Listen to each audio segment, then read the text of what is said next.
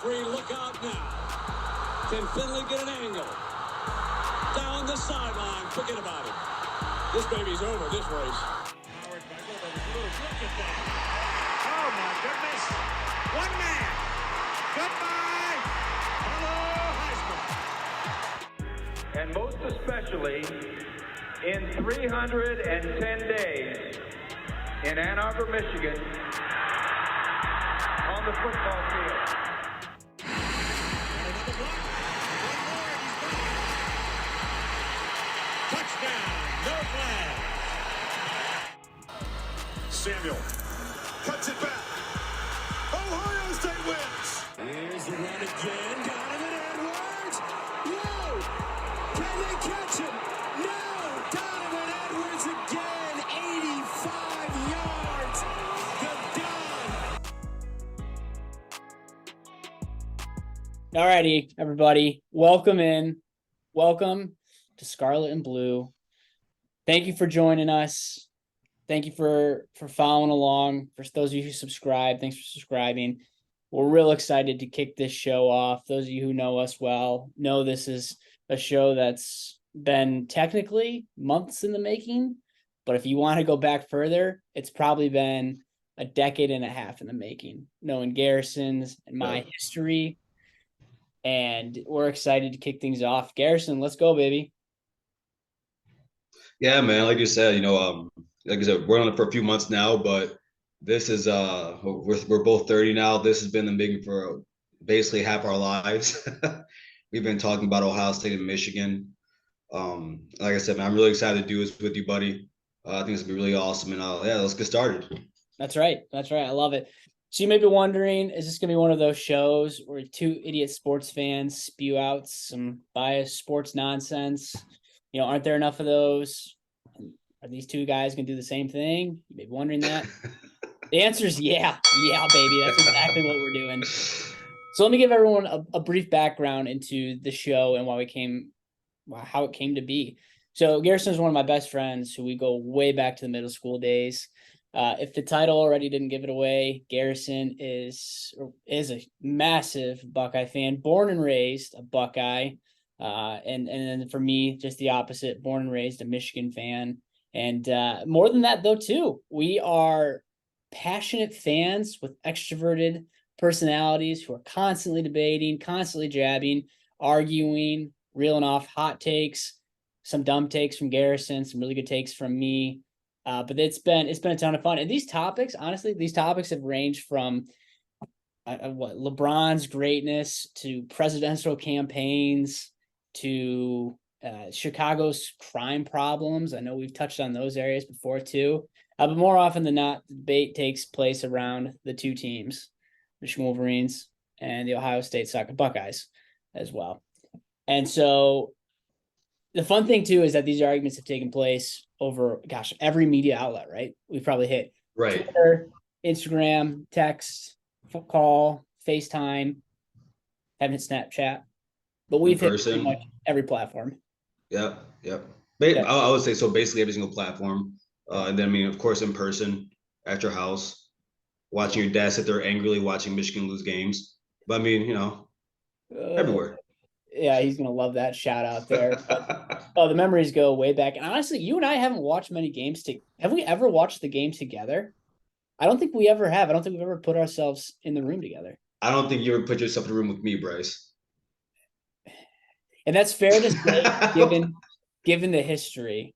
That's fair to say. But I think this year, with this show, we'll have to do some sort of stream or show or something that everybody's doing. Oh man, when the time comes, if we wanted to, because usually during the Ohio State Michigan game, I usually watch that by myself. So maybe just speak a little bit in the future. If we want to watch that game and stream it while we watch it, we could do that. We could. But eventually, if something went wrong in that game, and for some odd reason I left,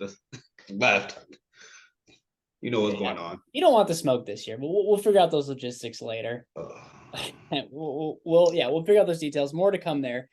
All right, so just quickly about us. What we do have is, again, just an absolute passion for the game. And I know that a lot of people are listening, a lot of people who are going to follow along, mainly on Twitter, which Garrison's going to be the main go-to for that. So if you want to get him triggered, by all means, please do it. Tag Scarlet Blue Show on Twitter. But it's just what you're going to find is just a ton of passion from fans like yourselves out there and just real true diehards.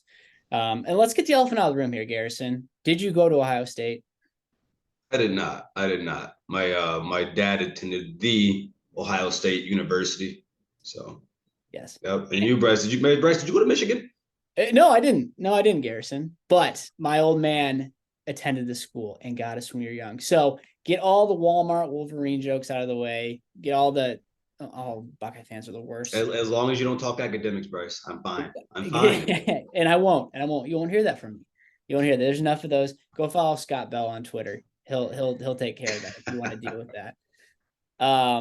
But at the end of the day, we do ride or die with our teams. Even though you've never really experienced any pain as a Buckeye fan, unlike us Michigan fans. I haven't. So all that to say, we'll get started here, but just as we kick off, just want to thank everybody for joining us. Yes. No idea what this will turn into. No idea who's going to end up listening to this. It could just be you and I arguing through the screen, and we just put it on Twitter. But that's okay. We'll still we do that anyways. Let's see if this can turn into something here. So Exactly. Super fired up. Garrison, anything else? No, like Bryce said, man, I'm really happy to do this with you, man. And thank you for everyone that's viewing in, following us. There's a few guys on Twitter that have been waiting for this, actually, mostly Michigan fans, actually, and a few other people from other fan bases. So close friends of ours also. So we're really excited to do this with each other and for you all. So big time. No, I know you've been dominant in the Twitter space. I know you've been trolling. I listen to your Twitter spaces. I realize it's bad play on words there. I listen to your Twitter spaces all the time, and you're not afraid to go at it. And so we're going to play into that. Like I said, Garrison's running this Twitter account. He's going to be in there. So if you want to go at it with him on spaces, go for it, because I know he'll be accepting all challenges. Speaking of those spaces, a big shout out to Zay, JJ, Nate, Michigan Outsider, a few of you guys. I know you guys been asking about this and waiting for it. So thank you guys for all the support. Absolutely. No, those guys are awesome. The new Twitter algorithm shows me all of your communications as I'm starting to kind of get back into the Twitter game, and I see all those guys, and they always prove you wrong. And it's beautiful to see.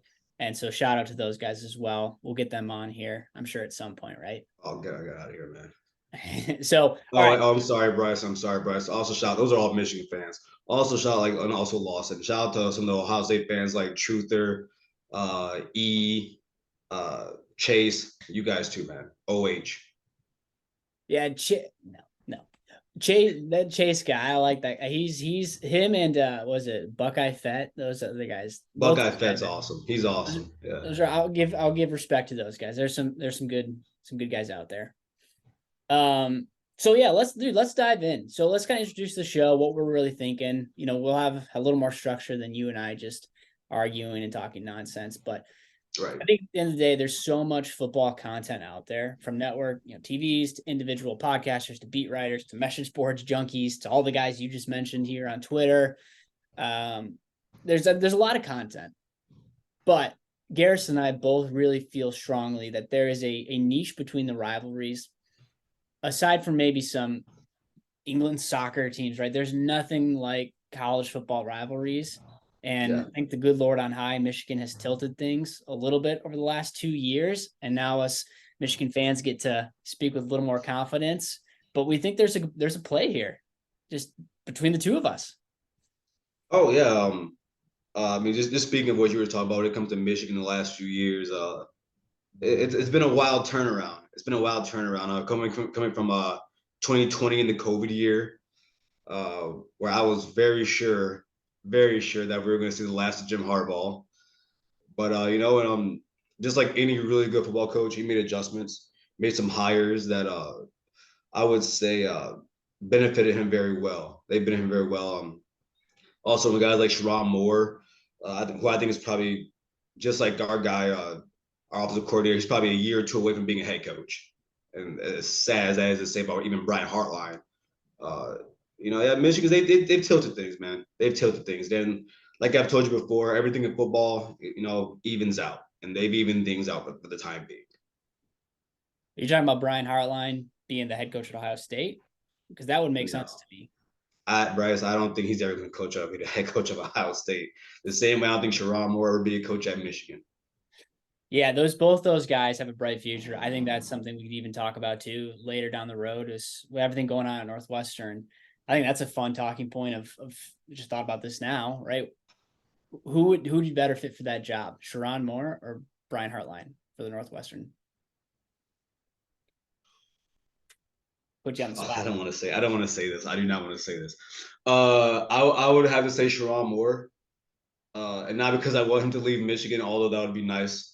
Coach Moore if he left, but football starts in the trenches, and as one of the best O-line coaches, one of the best, recruiters in general, but especially on the O-line, I think you got to start somewhere, and that's knowing that's how football is, especially in the Big Ten, where you need O-line, D-line, especially O-line play. I think he'd be better for that job. I think Hartline would benefit more at a place where, as you guys say, where so he could be on third base, because then he can just go and add on to that, and get the receivers you need, all the talent you need. So, because he's a very niche coach, he's a very niche recruiting coach. So, well, he wasn't on staff when Meyer was there, was he? I think he came later. He was for 1 year. I believe he got there in 2018 when Ryan Day got there. Okay. He got there the year after Zach Smith left. You still say that name? Hey man, the guy. Hey, a lot of people forget this, Bryce. Zach Smith was a really good wide receiver coach. So that's all I'm gonna say. He's a good guy. He's cool. I know you're buddies with them, so I'm not gonna say anything. But no, I think Hartline has the makings to be a head coach. I've seen his interviews. I think he was on Buzzing with the Boys podcast. I saw that one where they went in. That was good. Yeah, they did a good job, especially with Taylor Lewan being in enemy territory like that. But I thought he just represents himself well. I think he knows the game. I think he gets it with players, and the receiver recruits that you guys get is insane here. And that's something we'll talk about in a later show is how long can they keep that up? Is that something that Brian Hartline, an engine that he keeps moving? Because you look at Alabama, and I'm not saying Alabama's dropped off, but Alabama's wide receivers in the transition into the NFL has been off the charts. And I'm not saying it's deteriorated a little bit because you have Devontae Smith, Michi, and a handful of other guys, but it feels maybe as if it's not quite the same. But look at Ohio State's wide receiver. It has to be, right?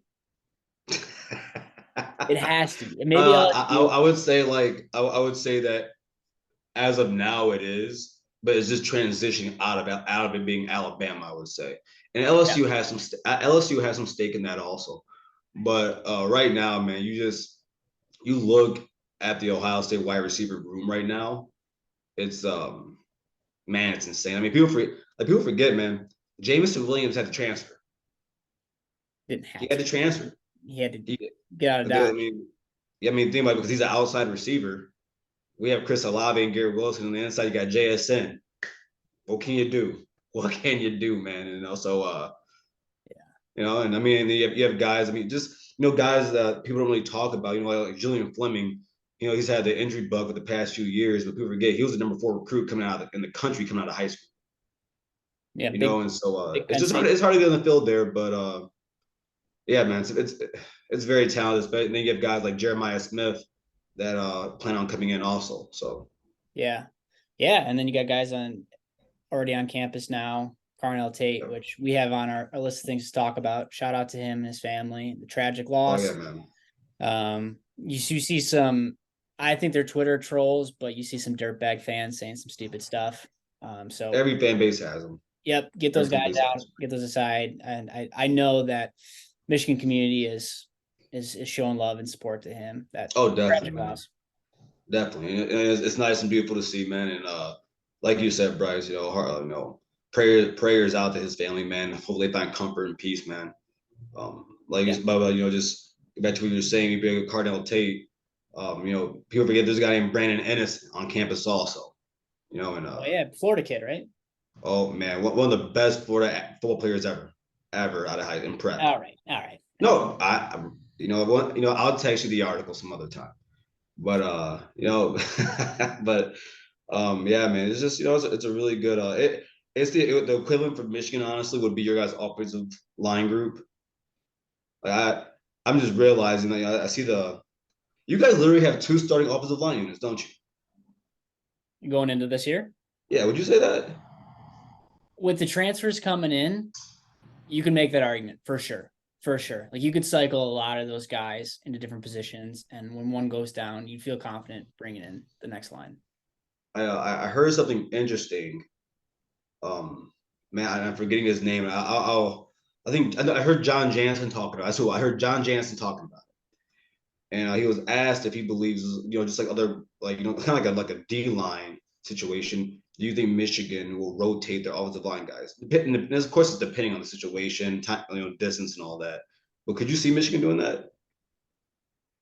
Yeah, it depends on the flow of the game and the scheme. Like it's kind of like with defensive linemen, right? You watch college football and you see, especially in college, because I watch more college. Like maybe this happens too in the NFL, but in college football, defensive linemen are constantly rotating in. Aside from the core guys, like I look at Michigan last year, Mozzie Smith. I don't remember what his snap percentage was, but he played the majority of all the snaps. But everybody else is coming in and cycling in. So will Michigan do that? I haven't heard anything saying they would. In one sense, there's so much competition there where they could bring in guys just to give minutes and to get reps to keep them fresh. But it's not like Michigan runs the Oregon offense either, the old Chip Kelly Oregon offense where they're just going and they have to change the rules. But that's an interesting point. That'll be interesting to see just with all of that talent coming in. No doubt. Exactly. Well, we jumped right into it. We got into it before I thought we would. But yeah, I think just as we kind of wrap up introducing this show and what we're trying to dive into here, just a couple of things just in terms of structure, right? So everything will be based around Ohio State and Michigan, just because that's how it is, and we'll try to tackle all of the headlines, the hot topics, the updates, the moves, the recruits, all that fun stuff. We'll be tackling all that. But again, too, we love college football. And Garrison, here's a question. You and I have talked about this, and I think we have different answers. I think, and I don't want to put words in your mouth, so I'll just say what I am. I'm a Michigan fan first, and then a college football fan. Huh. Put that down. What would you say you are? The game of football before everything else. I choose the game of football before I choose Ohio State. Okay. All right. That'll be and solely because I love, and I'm not saying you don't love the game, Bryce. I'm not saying that. What I am saying is that I just have too much respect for the game. I've put too much time and equity into it in my own lifetime not to love it this much. Yeah. And then just from being completely honest with you, Michigan fans don't watch football in general. They only watch Michigan games. So I understand that. It's kind of like how you guys think, it's kind of like how you guys think you're the best running back in the nation, but I have no idea who Quinshawn Judkins is. So we're not. We'll get into that. We won't go down that rabbit hole. We'll get into that later on. Yeah, it's I'll be curious to see everyone's feedback on where they stand in answering that question. That'd be a great question to ask. Yeah. Because college football, and now I'm preaching the choir here, is the greatest sport ever for a multitude of reasons we won't go into. But it's just such a fun game, and so we want to talk about that, and we want to dive into that. Talking about Northwestern, what's going on there with Fitz and that whole crazy story. A wild situation, man. Yeah, it really is. It really is. Think about just guys like, I know their top recruit, I think from last year's class, kid out of Ohio, the number 7 ranked recruit in Ohio. Yeah, linebacker. Yeah, he just transferred out today. That's Monday, July 17th. So there's some moving and shaking over there. But another Big Ten program, which we're close to. I lived in Chicago for a few years, so I was just down the road from Evanston and know that program fairly well. And there's crazy to see a guy like Fitz, who's been there for, is it 15 years or 20? I forget the count now. But been there for so long, been a staple of that program, being That's their greatest player ever. I mean, It's literally got the to be, greatest, right? It has to be. easily. So it's kind of just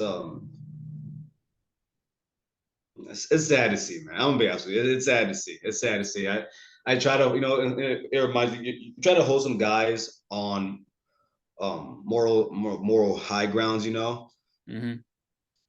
And like I said, I'd rather wait till I hear everything and everything's solved. But it hurts, dude. It hurts. It hurts. 'Cause I love that guy. I love him. I love Coach Fitz. Of course, I don't know him personally, but just as But a football guy, I love that guy. aside from what happened over the past couple weeks, you've only ever really heard good things about the guy. Mm-hmm. The question for you though is, he went 1-11 last year. If he went 9-3 with a bowl win, He's still there. you still there? I wouldn't still disagree. there, Bryce. He's still there. I mean, Yeah, no, I wouldn't disagree with you there. I don't think he's going anywhere. If you don't go one, what do you do? I mean, listen, man. I guess if you wanted to, I mean, we can kind of use this into a transition to one of our topics. But I mean, it's the same way, before the 21 season. It's kind of like what Michigan was going through with Jim Harbaugh, and depending on circumstances, what could possibly be happening with Ryan Day over the next few years. And it's the question that programs usually have to ask themselves is, do you want to fire your coach and head into those dark waters? Do you want to go into the deep sea and see if you can get someone better? Now, of course, Michigan and Ohio State have the money and the stature to do so to an extent. I mean, I don't know if you get someone better than Ryan Day. I don't know if you get someone better than Jim Harbaugh. Bryce, I'm willing to tell you right now, they ain't getting anybody better than Pat Fitz. They're not. They're not. because you would agree the Northwestern job has to be the least desirable Big Ten job, right? Has to be.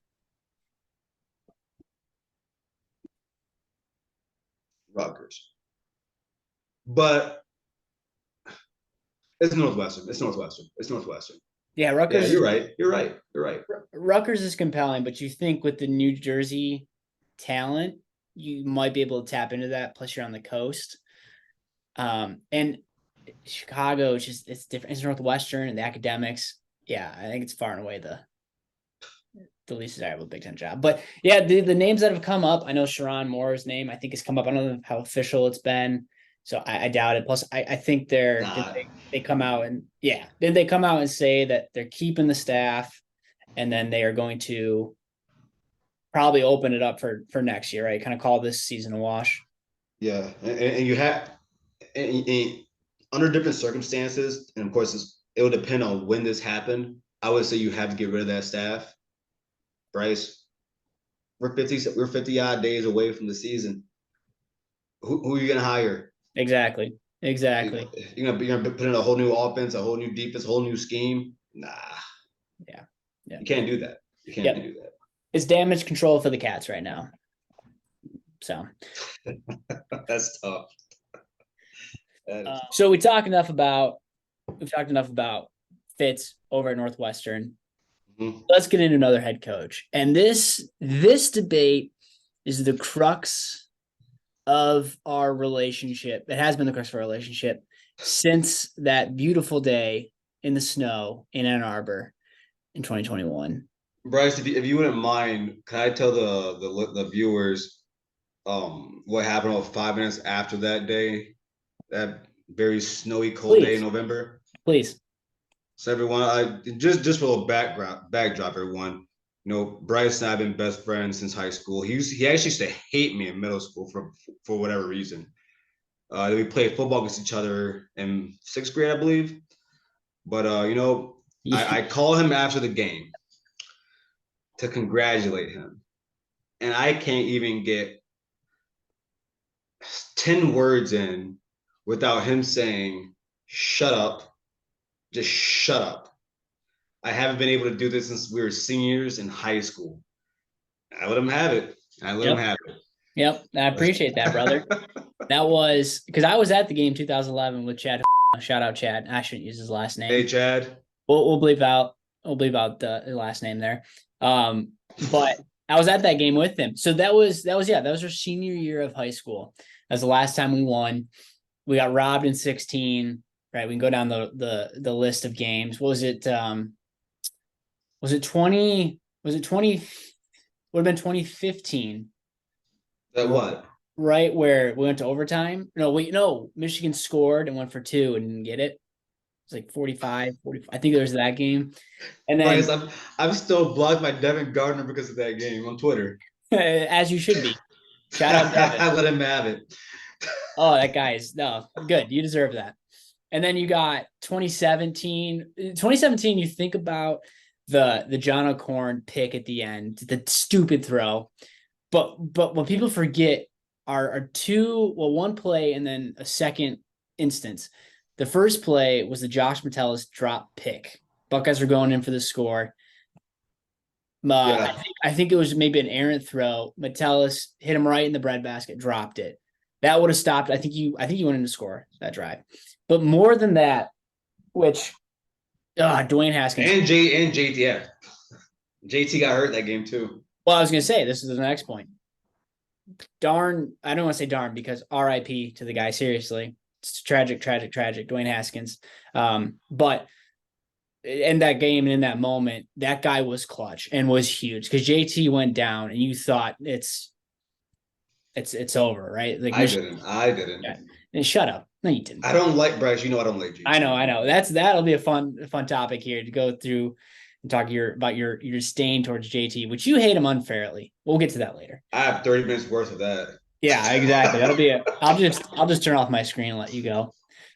But no, so just plenty of great moments, close moments. But this is the one where after that game in 2021, you conveniently left out 18 and 19, but continue. I lost you there. Connection error.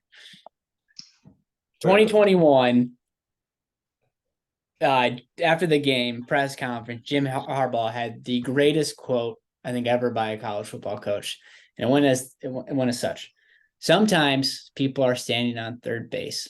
They think they hit a triple, but they didn't." Mm-hmm. The most true statement, and that's what we're going to dive into here, Garrison.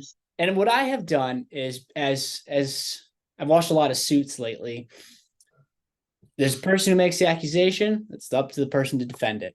So I'll make the accusation and I'll leave it to you to defend. But I have a stance, and it goes into the greater conversation that's floating around a lot, is how much time does Ryan Day deserve? How much time should he get? And then more than that, should that window be compared to Jim Harbaugh's? I would say absolutely not. So let's dive in. Okay. So with the claim that Ryan Day doesn't deserve the same amount of time, here are my data points as such. So oftentimes at big programs, when coaches come in, they're part of a rebuild, right? Look at countless examples. Clay Hilton, Lincoln Riley coming in, Jimbo Fisher leaving Florida State. They've cycled through plenty of coaches until they got to Norvell, which seems to have righted the ship.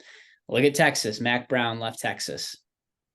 That's a mess. What we go through: Charlie Strong, your boy Tom Herman, and then Steve Sarkisian is there now. Programs in disarray. It seems like it's coming back up, but if there's anything that's more right as rain, it's Texas fans saying Texas is back. So I'm actually down in Austin. I live here, and I hear it all the time, and it's just beautiful to hear. And it's gonna be great to see him go 8-4 this year. But anyways, so some coaches are brought in for rebuilds. Others are offensive coordinators. Think Lincoln Riley, Bob Stoops, offense coordinator, head coach leaves, passes the torch on to his OC. We saw that with Ryan Day and Mr. Meyer. So here's the thing, Garrison Dean. Ryan Day never had to rebuild. And the analogy that I use is what your father, Arlen, would appreciate, and I know he loves, is that Ryan Day was given a fine-tuned Ferrari, full of gas, just got an oil change, just got brand new tires. He got a brand new, fully tuned Ferrari, and he's going 75 miles per hour. And 75 miles per hour is fine, right? That's going to get you to work probably sooner than you thought. You're going over the speed limit, which I think is 70 in Michigan. So you're going a little over the speed limit. But you're doing the same thing as what a coach would do with the Honda Accord, which again, fine car. It can go 75, but it's not necessarily built like a Ferrari's built. And Ferrari's built to go 175 down the track. So the last thing I'll say, and I want to hear your thoughts before I get into my points, but Ryan Day is a great offensive mind who's continued to recruit at a very high level. I'll give him credit for that. Very, very good recruiter, and credit to his staff as well. And as we've already touched on a little bit in this show, I don't think he's head coach material. I think when he had success, and I could be wrong after the season, but what I've seen is he's not head coach material. He's had success. He's made it to the first playoff in 19. He made it in the Candy Cane playoff in 2020, which obviously didn't really count. We'll talk about that later. And then he didn't make it last year and then got lucky and slid in this year. And so the last thing I'll say is it's not his fault, right? I think he is a good coach. I think the Ohio State fans out there that are asking for his head, which I think that's sizzled down a bit. I don't think you see a lot of fans still doing that. I think they come to their senses. I think a lot of them were just pissed that they got blown out again at home. But I think he's a good coach. I don't think you should fire him. But I think all the Buckeye fans need to cool the jets on him being a top 10 coach. I don't think he's a top 10 coach. He hasn't proved it yet. He could be, but he hasn't proved it yet. Go ahead, and I'll get into my data points. All right. Well, so if we're gonna go like this, I'm not gonna go to my data points yet. I'm gonna just speak my piece on it, but just talk about a few things that you said, and I'll let you get into your data points, and I'll go into mine. Okay. All right. So let's look at. I have a paragraph at least for you in my mind. Okay. I think it is completely absurd of you to punish Ryan Day for my program never going into the dumps. I think that's because the truth of the matter is this, and I asked a few. One time I was in a Twitter space. It was a Michigan Twitter space, and I asked him if Ryan Day were to get fired tomorrow, or after the season, and Sherrone Moore took the job at Ohio State, would you call him born on third base? They all said yes. And I said, then you're making my point. No matter who takes that job, they're going to be born on third base. You want to know who else is born on third base, Brysack? His name was Luke Fickell. Luke Fickell took over in 2011 as the interim head coach at Ohio State. Yeah, we had 9 players suspended, still a top 5 roster, and somehow he managed to go 6-7. He managed to go 6-7. It'd almost be like, Bryce, if in 2018, when Ryan Day took over at the beginning of the season because Urban was suspended for 3 games. Now, had he blew one of those first 3 games, the whole nation would be on him. Ohio State would be on him. He won them in convincing fashion. So what I don't, and like I said, we'll get into the data. We'll get into your data points. We'll get into mine. But I mean, come on, man. What are we doing here? We're gonna punish guys because they take on great programs. I apologize that some programs can't make correct hires. I'm sorry that some fan bases go through that. I can't relate. So I'm not punishing him. Remember, I just said it's not his fault. I'm not punishing him. Well, I'm just saying we have to cool it on this top 10 coach speak. Like, do you believe Lincoln Riley's the top 10 coach? I think Lincoln Riley's ranked higher than him, yes. And I'll tell you why here in a moment.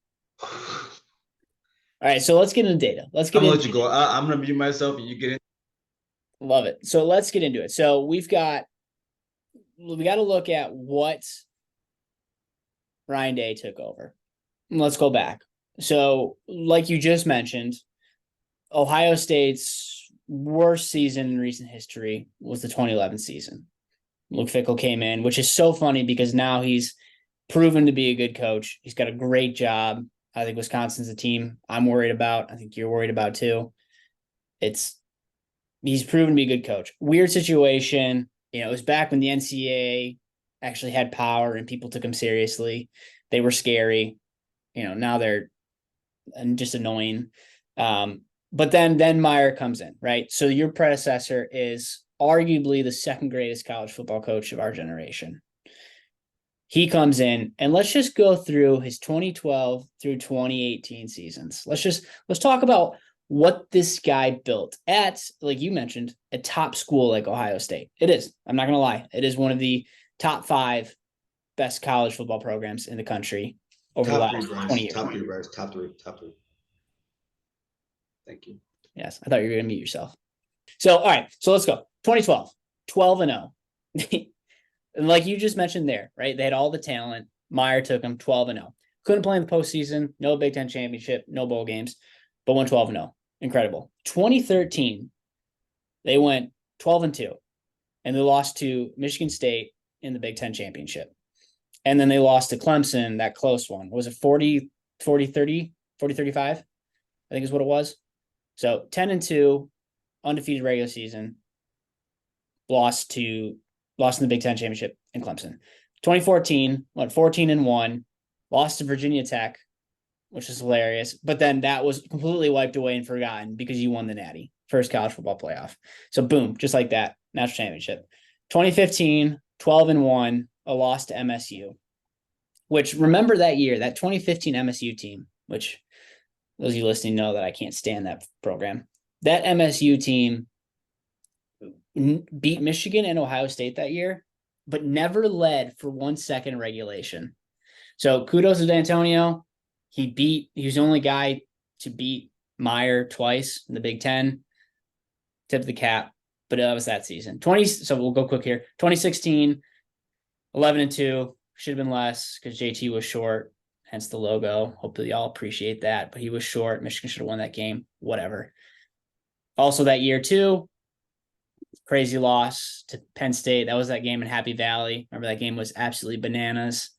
And then your Clemson beatdown, which I know, Garrison, that is a game that you're especially passionate and emphatic about. 2017, 12-2, lost to a Heisman winner at the beginning of the season. Had the embarrassing loss to Iowa, which I'll give Ryan Day his credit, hasn't lost those types of games. And then 2018, went 10-1, bad loss to Purdue, and then won the Big Ten championship. Won it in 17, won it in 18. So let's look at that. That program under that leadership averaged almost 12 wins a season, 11.8, and 1.3 losses. So roughly 12 wins and 1 loss over the course of that time.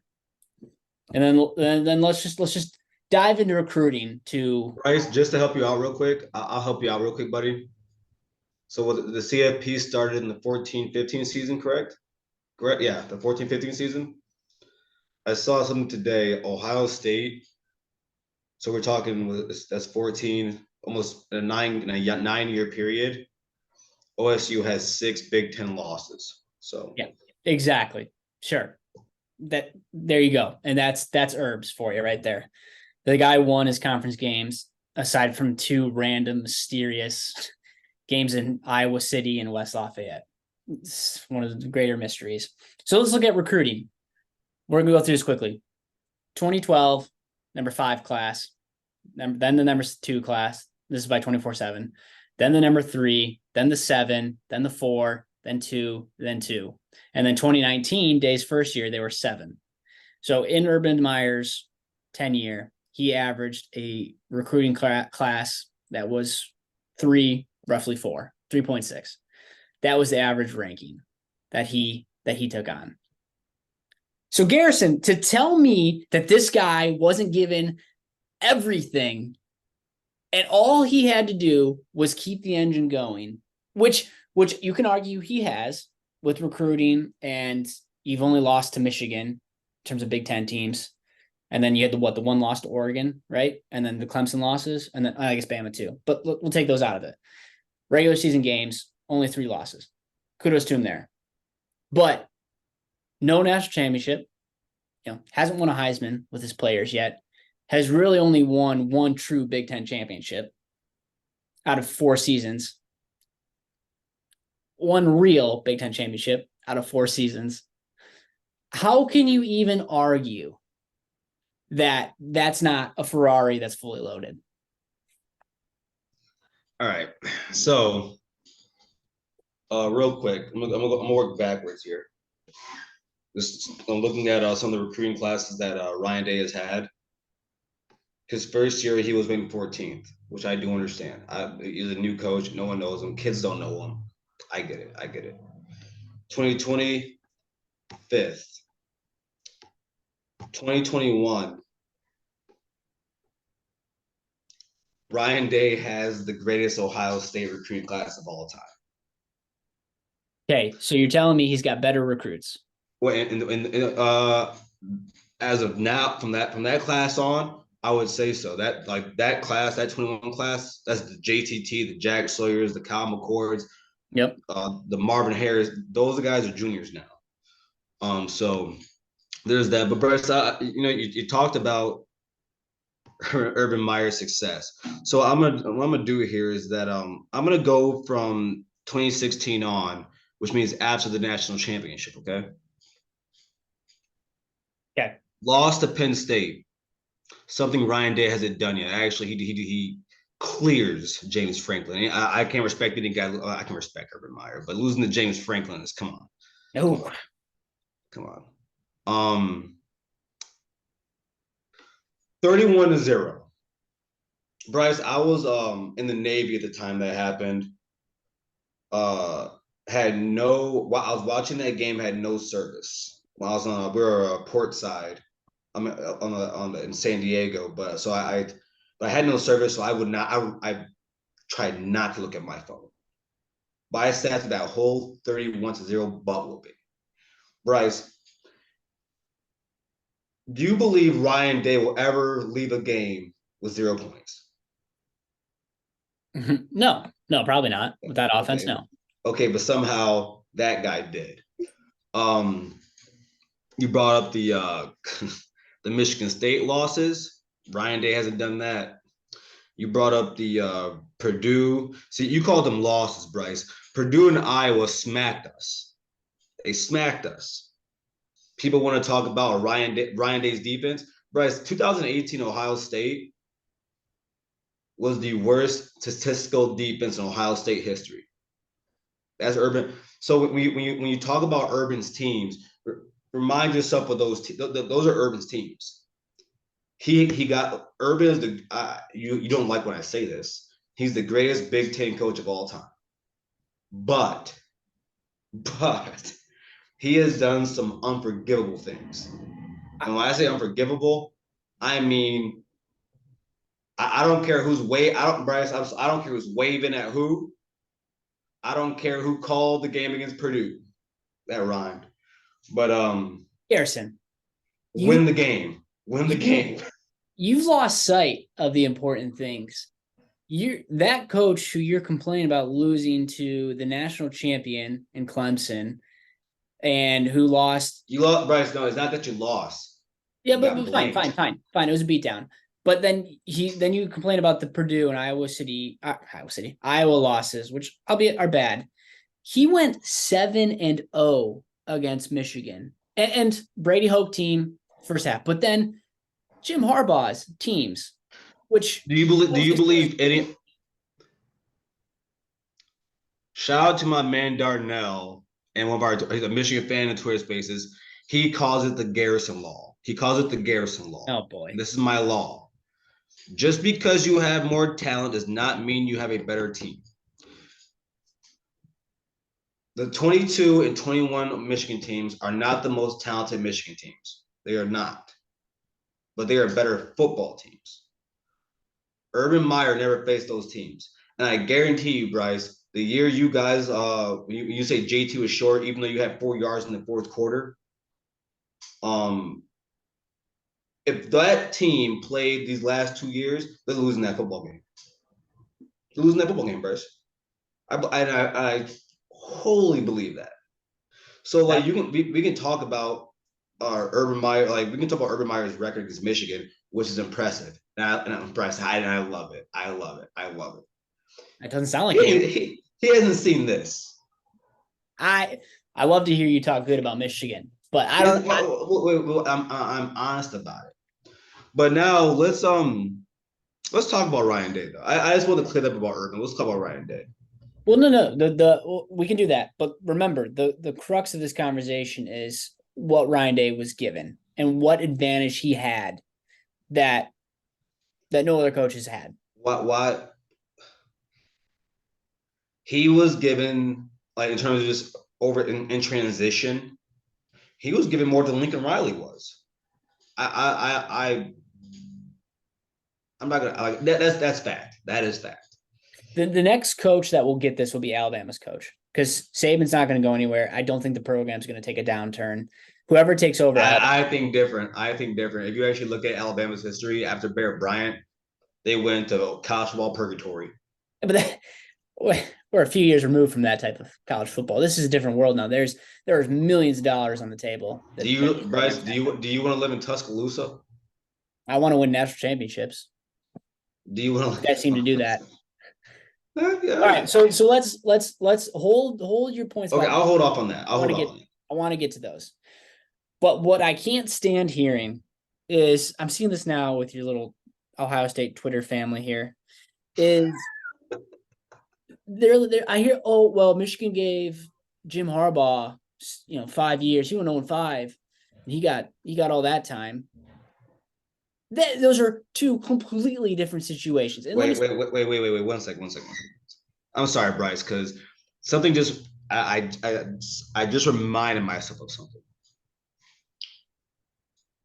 In Jim Harbaugh's tenure, and he came in 2016, correct? 15.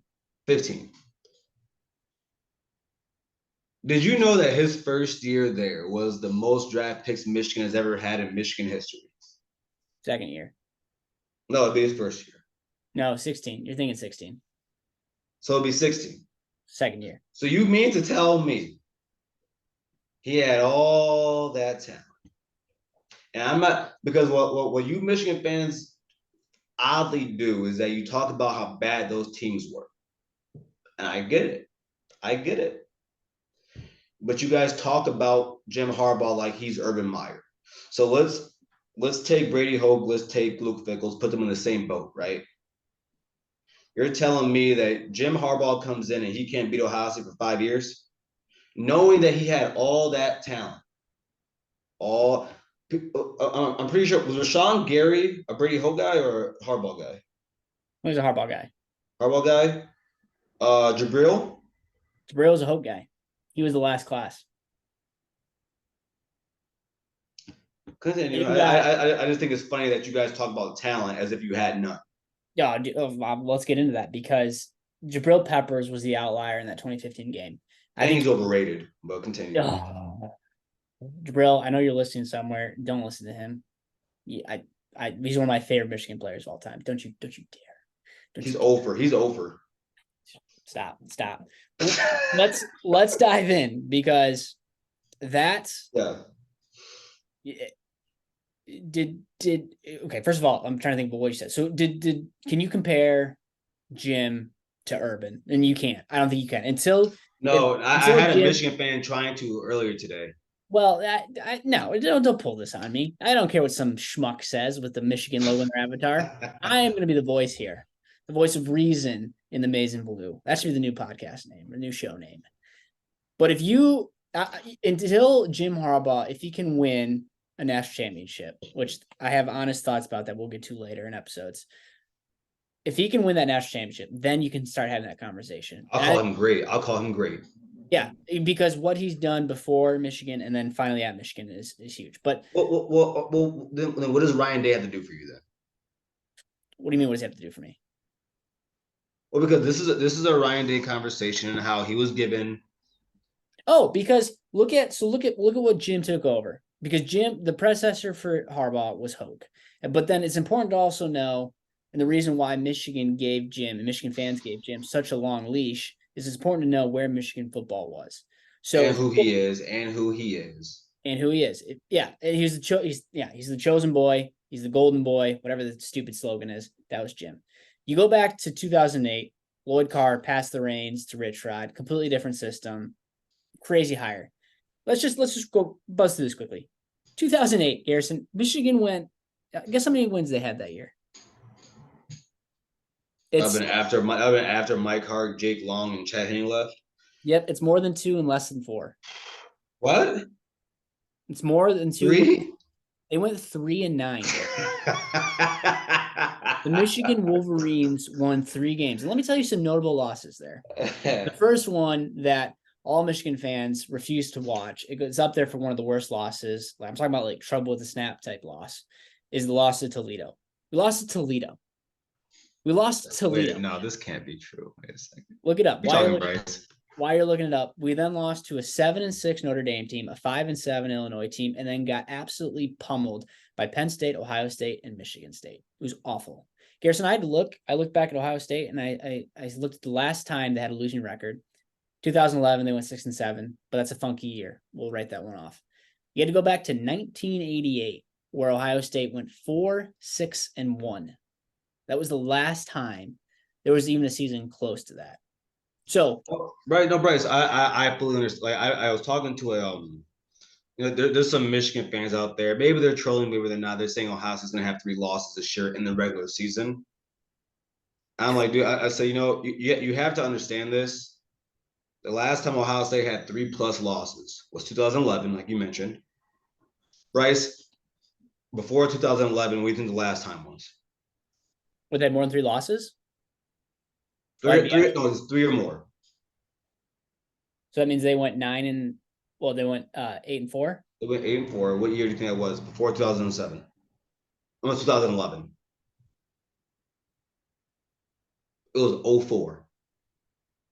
They don't lose 3 games like that, Bryce. It's not a thing. It's not. So exactly. So again, proving my point even more. Exactly. 2009, Bridge Rod went 5-7. 2010 was 7-5. Gone, canned. Brady Hoke came in. That was the 2011 year. That was the year we won the Sugar Bowl, won 11-2. That season was wild because again, that was 2011. That was when Finkel was there. I was at that game. You watched that game. We should have won. We actually should have won that game. You could have very much well won that game. And I was at the Michigan State game too. We beat Sparty by, I think we had a last second field goal as well. And a few other games we skinned by.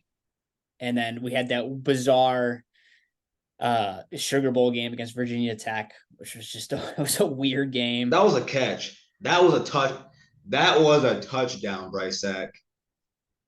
Wait, you're not talking about Junior. What are you talking about? No, who was the white receiver for Virginia Tech? Oh yeah. No, it wasn't. Stop. We'll roll the clip. Man. And it was funny. You should have saw it. Our friend Lawson was going through it because I don't know if you know this, Bryce, but he's a big Virginia Tech fan too. He was going through it. He was torn. For a Michigan fan? He was born in Virginia. Oh, okay. I'll give that. Yeah. So, all right. So that was 11. Okay. So we'll go quickly through the rest of the Hoke era. 8-5, 7-6, 5-7. So that is, aside from that one year, which we can look back and say that was a weird year, 2011. That was what? 1, 2, 3, 4, 5, 6, 7. 7 years of just Michigan mediocrity. And we're sick of it. Again, this is while Meyer is cooking, right? You just had Jim Tressel. He was cooking. The whole thing happened. We thought, we get a break here. Nope. You get Urban Meyer. And then nothing teeters off. So Michigan fans are seeing the success down south. And they're dealing with a coach in Brady Hoke who averaged 7 wins, 7.8 wins. So give him 8 wins and roughly 5 losses, right? Look at the recruiting then too in that era. Because you're talking about this talent, but hold on, let's look at this. So 2011, number 30th ranked class. 2012, this is again 24/7 sports. 2012, we're the 6th ranked class. But while I'm talking, go pull up the lists of recruits in that class. Not a lot of names in there. What year, Bryce, did you say? 2012. All right. I have 2%. Kyle Callis, remember him, the Ohio boy who decided that he wanted to go to Michigan to beat Ohio State? He never. Sorry. So then 13. That's cute. 13, you had the number 4 ranked class. A lot of recruits, but like no one really stood out in that class. You had Shane Morris. Remember Sugar Shane? I'm sorry, Bryce. What the heck is this 2012 class? Who are these guys? That's what I'm saying. Kyle Callis, Andre Pipkins. Hey, don't disrespect Kyle Kalis. He made a move, made a business decision. Chris Fine career. Chris Wormley is in this. Yep. I'm trying to look for other names. Is Charlton, I think, in that class too? Dennis Norfleet. He transferred. He had a cool dance in the Notre Dame game, but that was about it. Okay, there's a few names. Darbo. I like Darbo. Yep. I like Darbo. Yep. So there's some talent, but like Funchess, still in the NFL, good receiver. Okay, now we're just picking names here. But let's keep going. This is a bad class. 2014, we're the number 20 ranked class. Now we only had 17 recruits, and that was Jabril's class. So that kind of he helps bring that number up. And again, small recruit count. But again, you're the 20th class. So over those 4 years, you're averaging roughly the 15th ranked best class. And good stat for you, Bryce. The difference in 247, they talked about this. The difference between 5 to 10 is the same from 10 to 20. I saw that tweet. Yeah. It's far. It's a big drop. So you're looking at then Harbaugh came in. He had his first year in 15. That 15 class was ranked 37th. So that would bring that average up to almost 20%. Correct. So again, all that to say, Garrison, and we'll have these stats up on the screen here. All that to say, I don't want to hear that. I don't want to hear that Ryan Day, gets the same money. Michigan fans gave him the same amount of time. It's apples and oranges. It's just different. All right. Well, okay. So this is what I'm gonna say for Ryan Day, right? In his defense, because we already both agree. Yes, he was given a Ferrari. We already agree with that. Okay. Oh, you do. Oh, this is new. This is no. I've always said he's been getting. I'm not gonna call him born on third base though, because here's the reason why.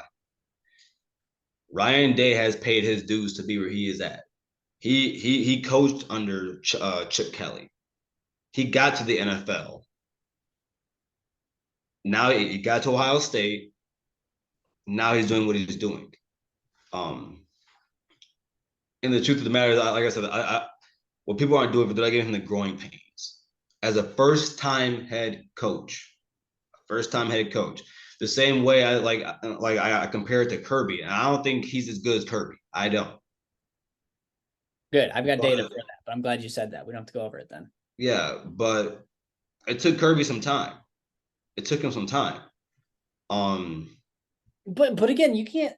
And granted, the funny thing was, all Kirby had to do was get past Bama. In these last 2 years, that has not been Ryan Day's situation, because to get to Bama, you got to get to the SEC championship. The SEC West is crap. The Big Ten East is right now probably number one, but over the last few years, it's been the number 2 division in football. Agreed. That's a tough hurdle to get over, no doubt. And so, I mean, we're at, all right, you know what's funny about it, Bryce? We're acting like he's 0-5 against Michigan right now. He's a game away from being 500. He's a game away from being 500. Sure. Which I believe Jim Harbaugh's record is against Michigan, is it not? Is he not 500 against Michigan State? Is he? Against Michigan. Oh, against Michigan State. Sorry, Jim Harbaugh not against Michigan, but against Michigan State. Is Jim Harbaugh not 500? You know the answer to that. I'm not going to answer that. Okay, then. So if we know that, well, hey man, in the great words of Kerr Herbstreit, and this is a family show, so we're not going to use real words here. Kerr Herbstreit said, any fan that is saying, especially Ohio State fans, that is saying that Ryan Day should be fired,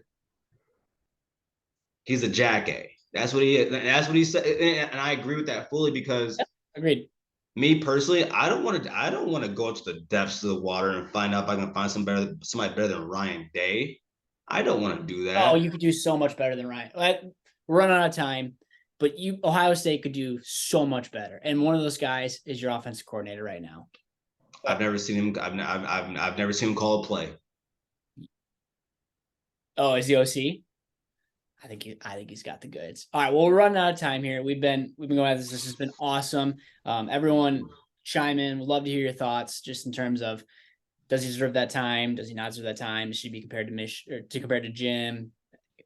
Garrison, we'll get into his head-to-head or his comparison to Lincoln Riley, because that's a very interesting situation, because you have Lincoln Riley at Oklahoma, then you have Lincoln Riley at USC. It's going to be very interesting. I think welcome to the Big Ten, Riley. Welcome to the Big Ten. Big Ten, brother. See you in November. But then you also have too, maybe a question I'll leave you with, and we can talk about this next time, but how would Ryan Day do at a Notre Dame or at a Clay Helton USC or at a Tom Herman Texas? There's a question for you. We can touch on that. We'll talk about that later. We'll talk about it. My mind's racing now. Don't do that. Come on. Set it up. We'll leave it. We want to hear everybody's thoughts too as well. But again, everybody, thank you so much for joining us. We'll be doing this more. We got to figure out a cadence. Come football season, we'll do it a lot more than that, and we'll have special segments for each team as we get closer and all that good stuff. But let us know what you want to talk about. Hit us up on Twitter. We'll be able to respond, and we'll see you again next time. All right, thanks everyone. See you, Bryce. GG.